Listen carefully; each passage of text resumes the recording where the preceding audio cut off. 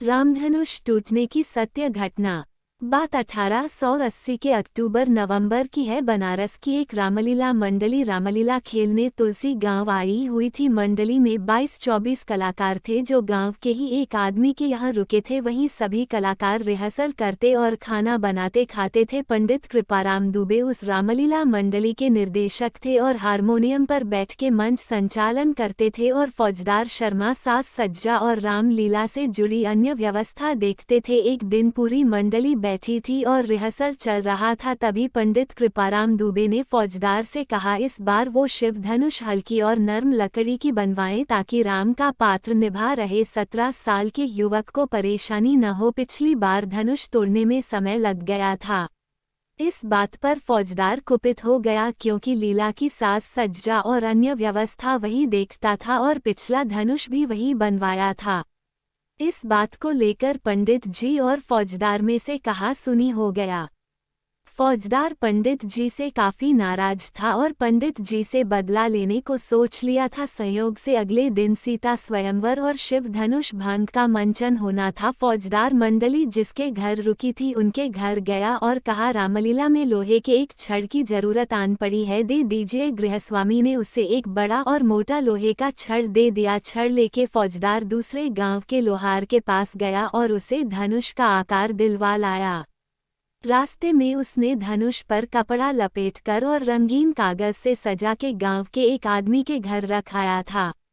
रात में रामलीला शुरू हुआ तो फौजदार ने चुपके धनुष बदल दिया और लोहे वाला धनुष ले जाके मंच के आगे रख दिया और खुद पर्दे के पीछे जाके तमाशा देखने के लिए खड़ा हो गया। रामलीला शुरू हुआ। पंडित जी हारमोनियम पर राम चरणों में भाव विभोर होकर रामचरितमानस के दोहे का पाठ कर रहे थे। हजारों की संख्या में दर्शक शिव धनुष भंग देखने के लिए मूर्तिवत बैठे थे। रामलीला धीरे धीरे आगे बढ़ रहा था। सारे राजाओं के बाद राम जी गुरु से आज्ञा लेके धनुष भंग को आगे बढ़े। पास जाके उन्होंने जब धनुष हो हाथ लगाया तो धनुष उससे उठी ही नहीं। कलाकार को सत्यता का आभास हो गया। उस 17 वर्षीय कलाकार ने पंडित कृपाराम दुबे की तरफ कतार दृष्टि से देखा तो पंडित जी समझ गए कि दाल में कुछ काला है। उन्होंने सोचा कि आज इज्जत चली जाएगी हजारों लोगों के सामने और ये कलाकार की नहीं स्वयं प्रभु राम की इज्जत दांव पर लगने वाली है। पंडित जी ने कलाकार को आंखों से रुकने और धनुष की प्रदक्षिणा करने का संकेत किया और स्वयं को मर्यादा पुरुषोत्तम के चरणों में समर्पित करते हुए आंखें बंद करके उंगलियां हारमोनियम पर रख दी और राम जी की स्तुति करनी शुरू की।